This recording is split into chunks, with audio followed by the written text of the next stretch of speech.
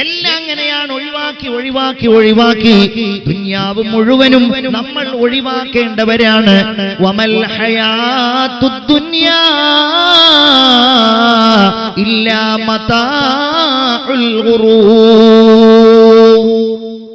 അതുകൊണ്ടല്ലേ അല്ലാഹു തആല നബിയോട് പറഞ്ഞത്, നബിയേ വല്ളുഹാ വല്ലൈലി ഇദാ സജാ മാ വദ്ദഅക റബ്ബുക വമാ ഖലാ വലൽ ആഖിറതു ഖൈറുൽ ലക മിനൽ ഊലാ എന്ന് അല്ലാഹു നബിയോട് പറഞ്ഞു. അതുകൊണ്ടല്ലേ അല്ലാഹു ഒരിക്കലും താങ്കളെ കൈവെടിഞ്ഞിട്ടില്ല നബിയേ, നിങ്ങൾ പേടിക്കണ്ട, അങ്ങയോട് അല്ലാഹു പിണങ്ങിയിട്ടുമില്ല. വലൽ ആഖിറതു ഖൈറുൽ ലക മിനൽ ഊലാ, പരലോകമാണ് ഈ ദുനിയാവിനേക്കാൾ നിങ്ങൾക്ക് ഉത്തമമായിട്ടുള്ളത്. ഇവിടെ സങ്കടങ്ങൾ ഉണ്ടാവും, ഇവിടെ നിങ്ങൾ ആഗ്രഹിക്കുന്നത് നടപ്പായിക്കൊള്ളണമെന്നില്ല. ഇത് ദുഃഖങ്ങളുടെ ലോകമാണ്. ഈ ലോകത്ത് വിപത്തുകൾ ഉണ്ടാവും, ദാരിദ്ര്യം ഉണ്ടാവും, കടങ്ങൾ ഉണ്ടാവും, കഷ്ടപ്പാടുകൾ ഉണ്ടാവും. ആഖിറത്തെ ആഗ്രഹിച്ചോളൂ. വലൽ ആഖിറത്തു ഖൈറുൽ ലക മിനൽ ഊലാ. കണ്ടോ എങ്ങനെയാണ് ഈമാനുള്ള ഒരാൾ മരിക്കുന്ന സമയത്ത് ഇവിടുന്ന് സന്തോഷിക്കാതിരിക്കുക? സയ്യിദുനാ ബിലാൽ പറയൂ റളിയല്ലാഹു അൻഹു, ബിലാൽ റളിയല്ലാഹു അൻഹു മരിക്കാൻ വേണ്ടി ഒരുങ്ങുകയാണ്. ഒരുങ്ങുന്ന സമയത്ത് ബിലാലിന്റെ ഭാര്യ തൊട്ടടുക്കലിരുന്നു കൊണ്ട് കരയുകയാണ്, എന്റെ ഭർത്താവ് മരിക്കുകയാണല്ലോ, ഇനി ഞാൻ എന്ത് ചെയ്യും? ആരാണ് എനിക്കുള്ളത്? എന്റെ ഭർത്താവ് പോയാൽ വാ കർബാ, എന്റെ ദുഃഖമേ, എന്റെ വേദനയെ, എന്റെ സങ്കടമേ എന്ന് നിലവിളിക്കുമ്പോൾ ബിലാൽ റളിയല്ലാഹു അൻഹു മരിക്കുന്ന സമയത്ത് പറയാണ്, വാ ത്വറബാ, വാ ത്വറബാ, ഞങ്ങളുടെ ആനന്ദമേ, സന്തോഷമേ, എന്തൊരു സന്തോഷമാണ്, മരണം എന്തൊരു ആനന്ദമാണ്. നാളെ നമ്മൾ നമ്മുടെ കൂട്ടുകാരെ കണ്ടുമുട്ടാൻ പോവുകയാണ്. മുഹമ്മദൻ വഹിസ്ബാ, മുഹമ്മദ് നബിയെയും അവിടുത്തെ അനുയായികളെയും കണ്ടുമുട്ടാൻ പോവുക. അവരാണ് മരിക്കണ സമയത്ത് മുദ്രാവാക്യം വിളിക്കുക. റെഡിയാണോ?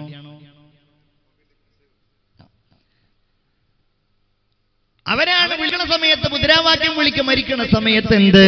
ലാ ഇലാഹ ഇല്ലല്ലാഹ്.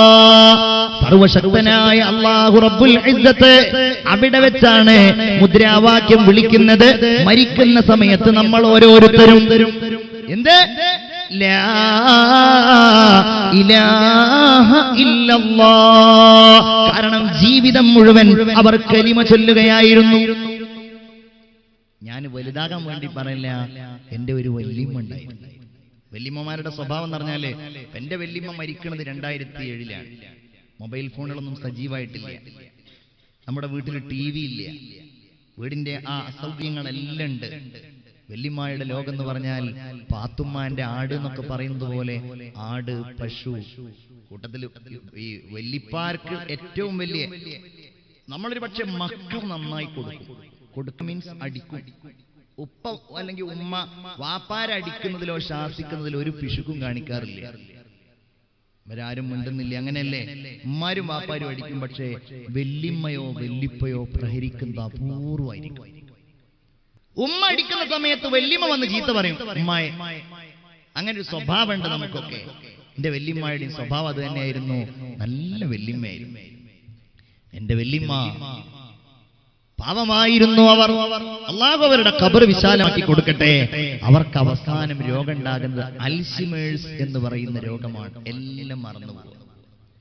അവരുടെ ഒരു സ്വഭാവം എന്ന് പറഞ്ഞാൽ, ഞങ്ങളൊക്കെ രാവിലെ എഴുന്നേൽക്കുന്നതിന്റെ മുമ്പ് അവർ എഴുന്നേറ്റിട്ടുണ്ടാവും. തഹജ്ജുദ് നിസ്കരിക്കും, ഖുർആൻ ഓതും, എല്ലാ ദിവസവും സ്വലാത്ത് ചൊല്ലും, ദിക്ർ ചൊല്ലും. നാട്ടിലാരെങ്കിലും മരിച്ചാൽ പിന്നെ വല്യമ്മ തസ്ബീഹ് കുറച്ചു കാലം നിലത്ത് വെക്കൂല. വല്യമ്മ ഇങ്ങനെ ദിക്ർ ചൊല്ലും. ചോദിച്ചാൽ പറയും, അവന് ഞാൻ ഒരു 70,000 ചെല്ലാണ്, അവർക്ക് ഞാൻ ഒരു 70,000 ചെല്ലാണ് ദിക്ർ ചെല്ലാന്ന് പറയും. വല്യമ്മ ആരും ഇല്ലെങ്കിൽ, ഒന്നും ആരും മരിക്കുന്ന അങ്ങനത്തെ ഒരു സാഹചര്യം ഇല്ലെങ്കിൽ വലിയിട്ട് പറയും, എനിക്ക് ചെല്ലാന്ന് പറയും. നിങ്ങൾ എന്താ ചെല്ലുന്ന വെച്ചാൽ പറയും, ഞാൻ ദിക്ർ ചെല്ലാണ്, ആർക്കാ എനിക്ക് തന്നെ എന്ന് പറയും. ഒരു സാധാരണക്കാരി. എല്ലാം അൽസിമേഴ്സ് എന്ന് പറഞ്ഞ എല്ലാം മറന്നു പോകുന്ന അസുഖമാണ്. എല്ലാം എന്റെ വല്യമ്മ അങ്ങനെ തന്നെയായിരുന്നു. ഞങ്ങൾ അടുത്തേക്ക് ചെന്നാൽ ഞങ്ങൾ ആരാന്നറിയില്ല, വാപ്പയെ അറിയില്ല, ഉമ്മയെ അറിയില്ല, ഒരാളെയും അറിയില്ല. അങ്ങനെ അറിയാതെ, ഒരാളെയും അറിയാതെ എന്റെ പ്രിയപ്പെട്ട വല്യമ്മ അവിടുത്തെ ജീവിതം കഴിച്ചു കൂട്ടുമ്പോൾ, എന്റെ വല്യമ്മയുടെ ജീവിതം കഴിച്ചു കൂട്ടുമ്പോൾ എന്റെ പ്രിയപ്പെട്ട വല്യമ്മ അവസാന നിമിഷം വരെ ഓർത്ത ഒന്നുണ്ടായിരുന്നു. അതാ ഞാൻ പറയുന്നത്, അവസാന നിമിഷം വരെ ഓർത്ത ഒന്ന് എന്താണെന്നറിയോ? ലാ ഇലാഹ ഇല്ലല്ലാഹ്. മരിക്കുന്ന സമയത്തും പറഞ്ഞു അത് അല്ലേ. ഞാൻ നിങ്ങളൊക്കെ ഒരു പതാക പിടിക്കാറുണ്ട് അല്ലേ? സമസ്തയുടെ പതാക, SKSSFന്റെ പതാക, SYSന്റെ പതാക. എന്തേ അത് പിടിക്കുന്നു? അത് ലയണൽ മെസ്സി പിടിച്ചത് കൊണ്ടാണോ? അല്ലല്ലോ. അതേതെങ്കിലും സിനിമാ നടൻ പിടിച്ചത് കൊണ്ടാണോ? അല്ലല്ലോ. ഏതെങ്കിലും ക്രിക്കറ്റ് താരം പിടിച്ചത് കൊണ്ടാണോ? ലോകത്തേതെങ്കിലും അറിയപ്പെടുന്ന സെലിബ്രിറ്റിയായ ഏതെങ്കിലും ആള് പിടിച്ചത് കൊണ്ടാണോ? അല്ലല്ലോ. പിന്നെയോ പഴഞ്ചന്മാർ എന്ന് വസ്ത്രം നോക്കിയാൽ പറയാൻ കഴിയുന്നവർ പിടിച്ച പതാകയാണ് അല്ലേ? ആരാണവർ? അങ്ങനെ ഒരു മനുഷ്യരുണ്ടായിരുന്നു. ആ മനുഷ്യൻ എല്ലായിടങ്ങളിലും ഓടി നടന്നത്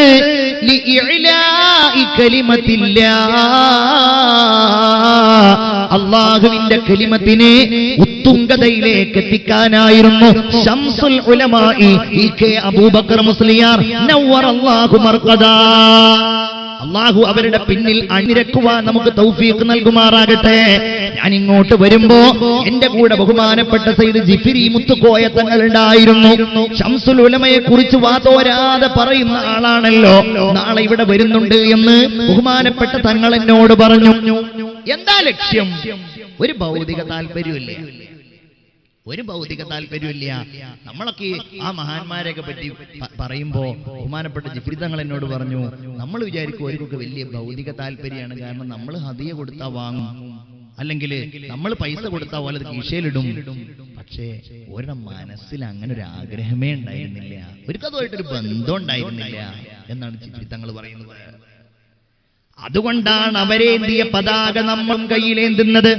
ശംസുൽ ഉലമ കോഴിക്കോട് ഫാത്തിമ ഹോസ്പിറ്റലിൽ ബഹുമാനപ്പെട്ടവരുടെ അവസാന സമയത്ത് കിടക്കുകയാണ്. തൊട്ടു മുമ്പുള്ള വിദ്യാഭ്യാസ ബോർഡിന്റെ യോഗത്തിന് പോയി ബഹുമാനപ്പെട്ടവർ മരണപ്പെട്ടു പോയവർക്ക് പ്രാർത്ഥിക്കുവാനുള്ള ഒരു ദിവസം ഉണ്ടാകണമെന്ന് പ്രഖ്യാപിച്ചു. ആ ദിവസമാകുമ്പോഴേക്ക് ആദ്യത്തെ പ്രാർത്ഥന മഹാനുഭാവന് കിട്ടി. ബഹുമാനപ്പെട്ടവരിങ്ങനെ കിടക്കുകയാണ് ഫാത്തിമ ഹോസ്പിറ്റലിൽ, കോഴിക്കോട് ഫാത്തിമ ഹോസ്പിറ്റലിൽ. ചുറ്റുപാടുള്ളവരോട് അടുക്കലേക്ക് വരാൻ പറഞ്ഞു, യാസീൻ ഓതാൻ പറഞ്ഞു. യാസീനോദി. യാസീൻ ഇങ്ങനെ കഴിയേണ്ട താമസം തൊട്ടടുക്കലുള്ള പള്ളിയിൽ നിന്ന് ബാങ്ക് വിളിക്കുന്നു. ബാങ്കിന്റെ ഓരോ ലഫ്ലുകൾക്കും ബഹുമാനപ്പെട്ടവർ ഇജാബത്ത് ചെയ്യുന്നു. ബാങ്കിന്റെ അവസാനത്തെ ലഫ്ല് ലാ ഇലാഹ ഇല്ലല്ലാഹ്. ശംസുൽ ഉലമയും പറഞ്ഞു ലാ ഇലാഹ ഇല്ലല്ലാഹ്. പിന്നൊന്നും ഉണ്ടില്ല. മൻ കാന ആഖിറു കലാമിഹി ലാ ഇലാഹ ഇല്ലല്ലാഹ് ദഖലൽ ജന്ന. സ്വർഗ്ഗത്തിൽ കടന്നു അവർ. എന്തേ കാര്യം? എന്തേ കാര്യം? ഫഅമ്മാ ഇൻ കാന മിനൽ മുഖറബീൻ ഫറൗഹും വറൈഹാൻ വജന്നത്തു നഈം. അല്ലാഹു നമുക്കൊക്കെ അങ്ങനെയുള്ള മരണം നൽകുമാറാകട്ടെ. നിങ്ങളെല്ലാവരും ആമീൻ പറയാം. അല്ലാഹു നൽകുമാറാകട്ടെ. ആമീൻ യാ റബ്ബൽ ആലമീൻ. ഞാൻ പ്രസംഗം തുടങ്ങിയിട്ട് എത്ര നേരമായി മക്കളെ? ഇവിടെ വാച്ച് അനുവദനീയല്ലേ? അനുവദനീയാണോ? അല്ലാന്ന്. ഇനിയിപ്പോ ഞാൻ പറഞ്ഞ അനുവദിച്ചു തരണ്ടല്ലോ. ഞാൻ പറഞ്ഞാൽ ഇവരാരും കേൾക്കൂല. അതുകൊണ്ട് ഇപ്പൊ തൽക്കാലം ഞാൻ പറയുന്നില്ല. എന്നാലും നിങ്ങൾ ആലോചിച്ച് നോക്കി എത്ര മണിക്കൂറായിട്ടുണ്ടാവും? 1 മണിക്കൂറായോ? 1 മണിക്കൂറായില്ലേ? 3 മണിക്കൂറായിട്ടുള്ളൂ. 1 മണിക്കൂറായല്ലോ അല്ലെ? 1 മണിക്കൂറായിട്ട്. അതുകൊണ്ടാണ് മക്കൾ ചെറുതായിട്ടൊന്ന് തൂങ്ങുന്നുണ്ടോന്ന് സംശയം. തൂങ്ങാറിന് അവിടെ ഉറങ്ങാൻ തന്നെയല്ലേ? ആടുന്നുണ്ടോന്ന് സംശയം. ഉസ്താദുമാരാരും എണീക്കരുത്. നമ്മുടെ സദസ്സ് നിങ്ങൾ എണീറ്റെന്നാലോ? ഞാൻ ഏതായാലും നിൽക്കല്ലേ, ബുദ്ധിമുട്ടാവില്ല. ഒന്ന് ചാടണോ? സമര് ചാടിക്കലില്ലേ? ചാടുക ജമ്പ്. വേണ്ട വേണ്ട വേണ്ട, ഒരു സലാത്ത് തന്നെ എല്ലാവരും ക്ഷീണം ഉറക്കൊക്കെ പോകും. തവസ്സൽനാ ബിബിസ്മില്ലാ വബിൽ ഹാദി റസൂലില്ലാ വകുല്ലി മുജാഹിദിൻ ലില്ലാ വഅഹ്ലിൽ ബദ്രി യാ അല്ലാഹ് സ്വലാത്തുല്ലാഹ്. അള്ളാഹു കബൂലാക്കുമാറാവട്ടെ, അള്ളാഹു സ്വീകരിക്കുമാറാവട്ടെ. എല്ലാവരും ആമീൻ പറയും. എന്തൊക്കെ നിയ്യത്തോടെയാണോ ആ ബക്കറ്റിൽ നിങ്ങൾ സദഖ ചെയ്യുന്നത്, അള്ളാഹു ആ സദഖകളെ കബൂലാക്കുമാറാവട്ടെ. അള്ളാഹു ആ സദഖകളുടെ നിയ്യത്തുകൾ അള്ളാഹു പൂർത്തിയാക്കുമാറാവട്ടെ. അത് ഉപയോഗിച്ച് ഈ ഇൽമിന്റെ, ഈ ദീനിന്റെ പ്രസ്ഥാനം മുന്നോട്ട് പോകുമ്പോ എല്ലാ റഹ്മത്തും ബറക്കത്തും അള്ളാഹു അവർക്കെല്ലാവർക്കും നൽകുമാറാകട്ടെ. ആമീൻ യാ റബ്ബൽ ആലമീൻ എന്ന് ദുആ ചെയ്യാം. ബിസ്മില്ലാഹിർ റഹ്മാനിർ റഹീം. നമ്മളെ ചെറുതാണ്. അല്ലാ ബക്കറ്റ്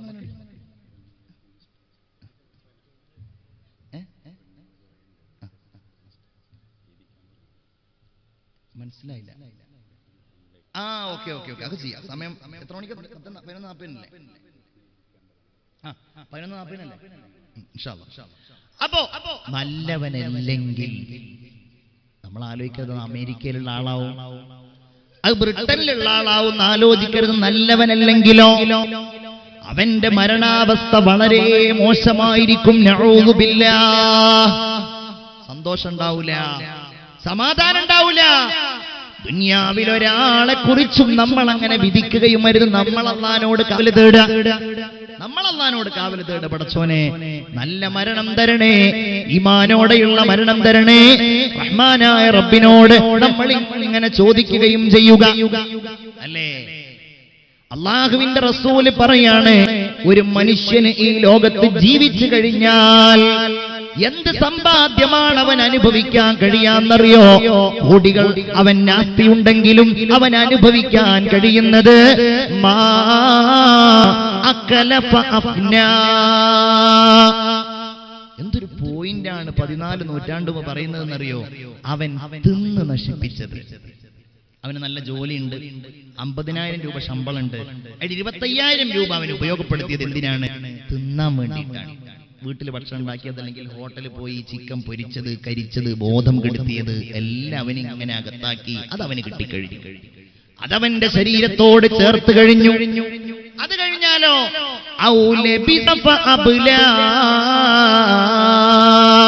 ധരിച്ച് നുരുമ്പിപ്പോയത്. ഞാൻ അങ്ങനെ ചിന്തിക്കാറുണ്ടായിരുന്നു, എന്താണ് തീ പറഞ്ഞത്? മനസ്സിലായോ? നമ്മൾ ഹദീസ് പഠിച്ചതല്ലേ, ധരിച്ച് നുരുമ്പി അവന് കിട്ടി, നുരുമ്പിയിട്ടില്ലെങ്കിലോ? ആലുവയിൽ എനിക്ക് പരിചയമുള്ള ഒരു ഇലക്ട്രിസിറ്റി ബോർഡ് ഉദ്യോഗസ്ഥനുണ്ടായിരുന്നു. ഒരിക്കൽ അയാൾ എന്റെ മുമ്പില് വലിയ 2 ഉറകൾ നിറയെ, വലിയ 2 ചാക്ക് പോലെയുള്ള വലിയ ഷോപ്പറുകൾ നിറയെ ഡ്രസ്സുകളുമായിട്ട് അയാൾ വന്നു. നോക്കിയപ്പോഴോ നല്ല ജീൻസ്, നല്ല പാന്റ്, ടീഷർട്ട്, അതുപോലെ നല്ല ഷർട്ട്സ് എല്ലാം ഉണ്ട്, ഒരുപാട്. അപ്പോഴാണ് അയാളുടെ കഥ പറഞ്ഞത്. ഉസ്താദേ, എന്റെ മോന് കഴിഞ്ഞ വർഷം മരിച്ചു. ഒറ്റ മോനെ ഉണ്ടായിരുന്നു, 17 വയസ്സായിരുന്നു. പെട്ടെന്ന് ഒരു അസുഖം ബാധിച്ചയാൾ മരിച്ചുപോയി. ഉസ്താദേ, എന്റെ ഭാര്യയ്ക്ക് ഈ വസ്ത്രം കാണുമ്പോ കരച്ചിലോട് കരച്ചിലാണ്. അതുകൊണ്ട് ഞങ്ങൾ 2 പേരും തീരുമാനിച്ചു, ഈ വസ്ത്രം ഉസ്താദിനെ ഏൽപ്പിച്ചിട്ട് ഇത് പാകമുള്ള പാവപ്പെട്ട ഏതെങ്കിലും ആളുകൾക്ക് കൊടുക്കാൻ. നല്ല രസമുള്ള വസ്ത്രങ്ങൾ. അയ്യോ, ഉസ്താദിനെ മുമ്പ് കണ്ടിട്ടുണ്ടെങ്കിൽ ഒന്ന് ചോദിക്കാമായിരുന്നു എന്ന് ആരും വിചാരിക്കരുത്. അതൊക്കെ ഞാൻ കൊടുത്തു കഴിഞ്ഞു. അപ്പോഴാണ് എനിക്ക് മനസ്സിലായത്,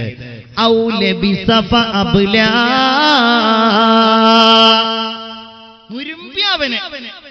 എന്റെ ഉമ്മമാരെ, ധരിച്ചിരിക്കുന്ന കണ്ടാഭരണങ്ങളുണ്ടല്ലോ, കാതിലുള്ള ആഭരണങ്ങളുണ്ടല്ലോ, അപ്രകാരം നിങ്ങളുടെ വസ്ത്രങ്ങളുണ്ടല്ലോ, സാരിയുണ്ടല്ലോ, പർദ്ദയുണ്ടല്ലോ. ഇന്ന് രാത്രി വാഴ കഴിഞ്ഞ് നിങ്ങൾ പോയി അല്ലാഹുവിന്റെ വിധി വന്നു കഴിഞ്ഞാൽ നിങ്ങളുടെ ശരീരത്തിൽ ഒന്നും ബാക്കി ഉണ്ടാകുമെന്ന് പ്രതീക്ഷിക്കല്ലേ. അല്ലേ? മരിച്ചു കഴിഞ്ഞാൽ പിന്നുണ്ടാകുന്ന പ്രശ്നം എന്താണെന്നറിയാം? എത്ര കേസ് ബഹുമാനപ്പെട്ട ഉസ്താദുമാരോട് ചോദിച്ചാൽ നിങ്ങൾക്ക് അവർ പറഞ്ഞു തരും. മരിച്ചു കഴിഞ്ഞാൽ ആ ശേഷം ഉണ്ടാകുന്ന വലിയൊരു പ്രശ്നമായിരിക്കും ഉമ്മാന്റെ കഴുത്തിലെയും കാതിലെയും ആഭരണം. ഉസ്താദുമാരോട് ചോദിച്ചാൽ അവർ പറഞ്ഞു തരും. എന്റെ അടുക്കൽ വരാറില്ല, പള്ളിയിൽ വരാറില്ല. അതാണ് മനുഷ്യന്മാരുടെ പ്രശ്നം. ധരിച്ച് അത് നുരുമ്പിപ്പോയാൽ അവന് കിട്ടി, അല്ലെങ്കിൽ അവന്റെ പിൻഗാമികൾക്കുള്ളതാണ്. എന്നിട്ട് റസൂലുള്ള പറയാണ്, ഔ അഅ്താ ഫഖ്തനാ, മറ്റൊന്ന് അള്ളാഹു അവന് കൊടുക്കുന്നതെന്നറിയോ? മരണാനന്തരം അവൻ അള്ളാഹുവിന് വേണ്ടി നൽകി, പരലോകത്തേക്ക് വേണ്ടി സൂക്ഷിച്ചു വെച്ചത്. ഈ സ്ഥാപനത്തിന് വേണ്ടിയിട്ട് അങ്ങനെ നൽകിയ ആളെ ഞാൻ പരിചയപ്പെട്ടിട്ടില്ല. അള്ളാഹു ആ സഹോദരന് അങ്ങനെയുള്ള പ്രതിഫലം അള്ളാഹു തരട്ടെ. അദ്ദേഹത്തിന്റെ മാതാപിതാക്കൾക്ക്, കുടുംബാംഗങ്ങൾക്കൊക്കെ അള്ളാഹു ഈ ദാനത്തിന്റെ പ്രതിഫലം അവരുടെ പരലോക ജീവിതത്തിൽ നൽകുമാറാകട്ടെ. ആമീൻ യാ റബ്ബൽ ആലമീൻ. വേറെ ഒന്നുമില്ല. കാരണം പോകുന്നത് എങ്ങോട്ടാ? കെട്ടുകൾ മൂന്നും കെട്ടി കട്ടിലിൽ നിന്നെയുമേറ്റി, ഒരു ദിനമുണ്ടൊരു യാത്ര, തീരെ മടക്കമില്ലാത്ത യാത്ര. 3 കഷ്ണം തൂണി ചുറ്റി, മുറിയാതെ ദിക്ർ ചൊല്ലി, ഖബറിലേക്കുള്ളൊരു പോക്ക് മനസ്സിൽ നീ ഓർത്തൊന്ന് നോക്ക്. തൊട്ടിലിലാടിയ കുട്ടി പച്ച മണ്ണോട് ചേർന്നങ്ങൊട്ടി. ആലോചിച്ചു നോക്കൂ, നമ്മുടെ കൂടെ കളിച്ചവൻ, നമ്മുടെ കൂടെ ഉറങ്ങിയവർ, ആലോചിച്ചു നോക്കുന്നുണ്ടോ? ഖബർ എന്ന വീട്ടിലേക്ക്, ഏകാന്തതയുടെ വീട്ടിലേക്ക്, ഇരുൾ മുറ്റിയ വീട്ടിലേക്ക്, പുഴുക്കളുടെ വീട്ടിലേക്ക്, വായു സഞ്ചാരമില്ലാത്ത വീട്ടിലേക്ക്, ഏകാന്തമായിരിക്കുന്ന ഖബർസ്ഥാനിലെ പള്ളിക്കാട്ടിലേക്ക്, അക്കാണും പള്ളിക്കാട്ടിൽ ഒരു നാളിൽ നമ്മൾ പോണ്ടേ. എന്നറിയില്ലേലും എന്തായാലും നമ്മൾ പോണ്ടേ. ഒരു സംശയവുമില്ലല്ലോ പ്രിയപ്പെട്ടവരെ. അല്ലാഹു ഈമാനോടെയുള്ള മരണം തരട്ടെ. നമ്മുടെ ഖബറുകളെയൊക്കെ അല്ലാഹു വിശാലമാക്കട്ടെ. നമ്മൾ കിടക്കാനുള്ള ഖബർ നമുക്ക് വേണ്ടി അല്ലാഹു തആല നേരത്തെ നിശ്ചയിച്ചിട്ടുണ്ട്. എവിടെയാണോ നമ്മൾ ഖബറടക്കം ചെയ്യപ്പെടുന്നത്, അവിടെയുള്ള മണ്ണിന്റെ ഭാഗം അല്ലാഹു നമ്മുടെ ശരീരത്തോട് ചേർത്തിട്ടുണ്ട്.